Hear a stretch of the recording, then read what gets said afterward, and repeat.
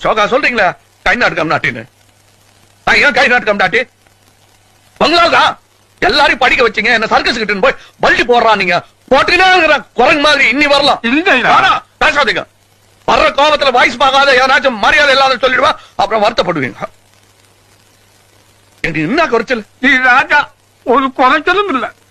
நீதான் சொல்லின ராஜா மந்திரி வெளிய என்ன பத்தி என்ன பேசிக்கிறாங்க தெரியுமா நான் ஸ்டண்ட் பாத்தியா ரவுடியா நகை கடன் மாதிரி இருக்கிறேன் நான்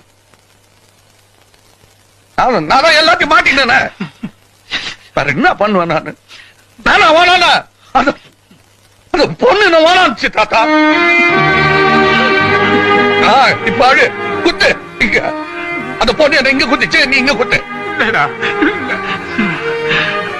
சரி விடையா ஆம்பளைக்கு நாம அழுணும்